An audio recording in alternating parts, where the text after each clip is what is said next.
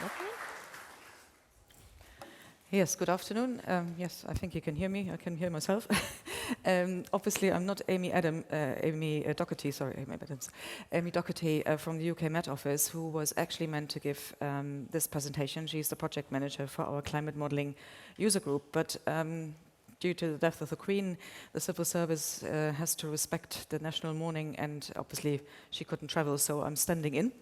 My name is Susanne Mecklenburg. I'm the head of the ESA Climate Office, and one of our main projects under the Climate Change Initiative, which is our big climate flagship, let's say, is the Climate Modeling User Group. And I think we're now going a little bit away also in the direction of modeling and how we can use observation data in the sort of modeling context. So, is that the one? No, it's not the one. That's not the one either.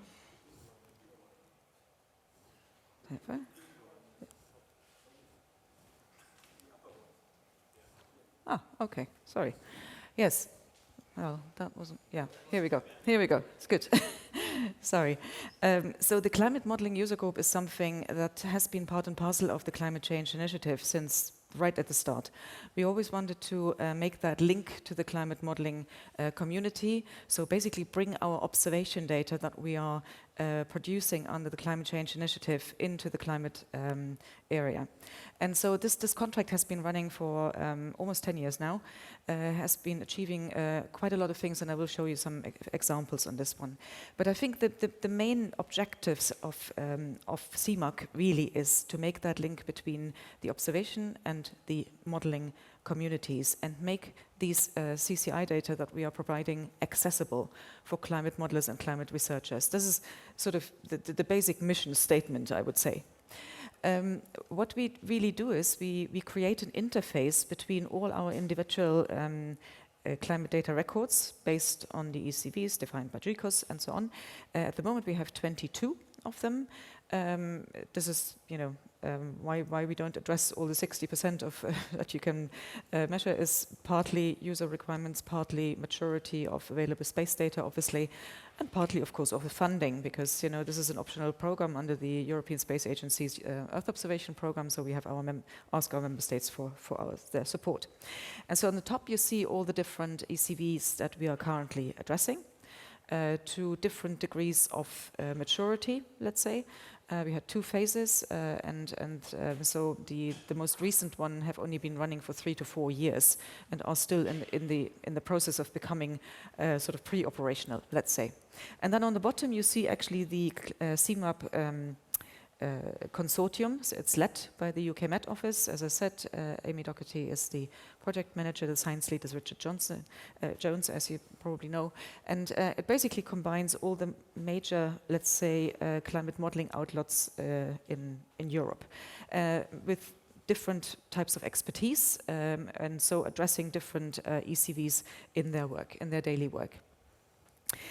What they really do on a day-to-day basis is to actually refine the requirements for the observations that we need from space on the basis of the needs of the modelers and researchers.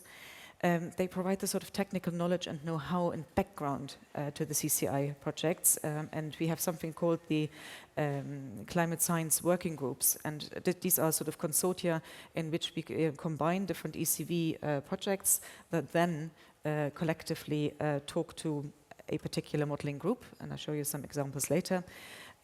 We are sort of assessing the quality of the CCI data sets in this way in terms of uncertainty, characterization, and consistency.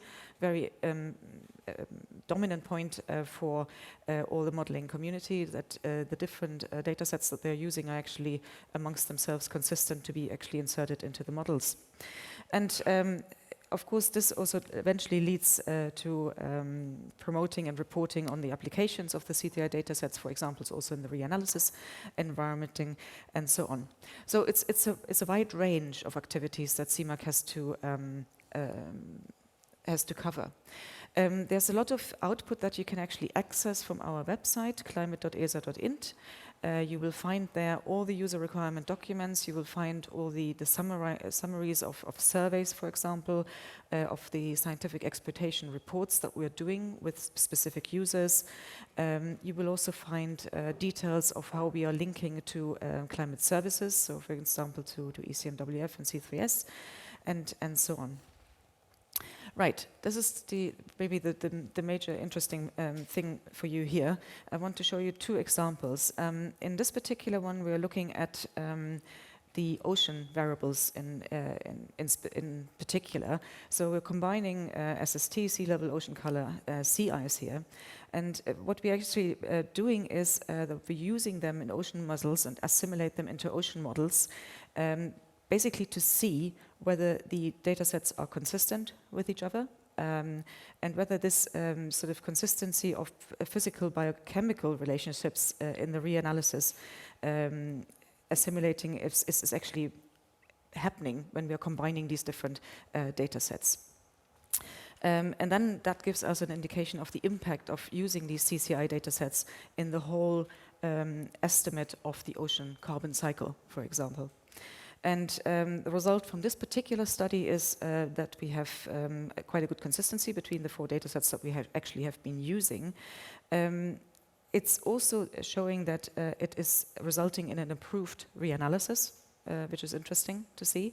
And there's a very detailed point about saying that there's a strong positive correlation between the phytoplankton biomass and the net ERC heat flux as well. So this is a new insight, let's say, that we need to pursue even further, I think. So this is about an example that we had on the ocean side, but I also wanted to give you an example a little bit more also going into the CMIP direction. As you might know, we are now hosting in the Climate Office the CMIP International Project Office from WCRP since half a year now, so it's not that long, but still, this has already intensified quite a lot our interaction with CMIP, which I think is great, and goes in the right direction of combining models and observations. And in this particular one, we've been looking at how using the soil moisture data set, and we had a few examples before also from Joaquin already on this one, is actually improving the representation in CMIP 5 and CMIP 6 and what the improvements actually can be doing. And we actually, so basically in a sense of model evolution and model improvements. And that work has been done by IPSL and has actually shown that using this very detailed data set of soil moisture data based on active and passive sensors, both, has actually improved the representation in CMIP 6. So this is, again, an interesting work. There's many other of these coming on. We do that sort of on a quarterly basis. We're meeting with a subset of our ECVs that thematically fit together or that go into the direction of addressing a scientific question that we would like to put forward. So, suggestions from the room also very welcome if you have. A little bit on tool development, so that's the practicality of dealing with these things. We have also through CMOC contributed quite significantly to the ESM VAL tool. You might have noticed in the recent assessment report 6 that this has been actually made a big jump in terms of references and citations based on the link to the ESM VAL tool. We have seen that as a big improvement from the assessment report 5, in fact. Again, now that we have this very close link with CMIP, I think this will even increase further because we need to populate this particular verification and validation tool even further with our data sets here. Similarly, also for OPS for MIPS. OPS for MIPS, there we need to do a little bit more homework, I would say, from our side, from CCI. We haven't actually made that sort of compulsory, let's say, in our projects that people need to put their data sets forward into OPS for MIPS, but we are planning to do this now because it's, again, a very important tool in these sort of intercomparison projects between models. At the moment, we have aerosol, greenhouse gas, and sea surface temperature and cloud in there, but I think this needs to be expanded also in between now and, let's say, CMIP 7 and assessment report 7. And then last but not least, also we have included some of the ECI, CCI datasets in the C3S toolbox. That was very much led also from CMAC's side. Again, this is important for the validation and verification of and further development of our models in the climate arena. On the right-hand side, you see the ones that are currently in there. But again, I think we need to work a little bit further on including them. But this is work ongoing, and obviously also experience from the last, I would say, 4 to 5 years. We made a big jump, I would say, from assessment report 5 to 6 on this particular front. Future outlook, the UK Met Office has led on what we call a foresight report.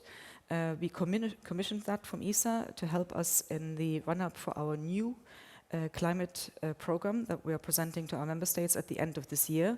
It's called Climate Space, and one of the main components in there that we want to develop further is that link between observations and modeling, besides other very big topics like, for instance, the Paris Agreement, obviously, and continuing, let's say, with cross-ECV activities. So things like tipping point research, looking at the closure of water, carbon, and energy cycles, and so on. So we will see quite a bit of a jump in activities in climate space as well, which will go away from, let's say, only in inverted commas, constructing the climate data records that form the excellent space that we need to maintain, but we will put a lot more applications on top of this excellent space. And I think this sort of gives you a translation of what that means for the CMAC contract as such. So they have come up with a list of studies that they would like to pursue in the next phase, which will start in November. And that varies in between different technologies or techniques to develop, like machine learning for cloud processes, but also to including new ECVs in their investigations, like, for instance, ice sheets. And they will also look at our new ECVs that we've only just added on vegetation, LAI and FAPAR, and the precursors for aerosol and ozone. So this is in a very brief summary of what we are planning here. But as I said, we already have a continuous dialogue with C3S on those things. So we're trying to address this. And as I said, CMAC will go into this 4th phase now, starting in November, and very much continuing from where they have got so far. But I think one of the main points there for CMAC is also to further populate the validation tools for climate models. This is a big step. So thank you for your attention, and I'm happy to answer any questions. Yes.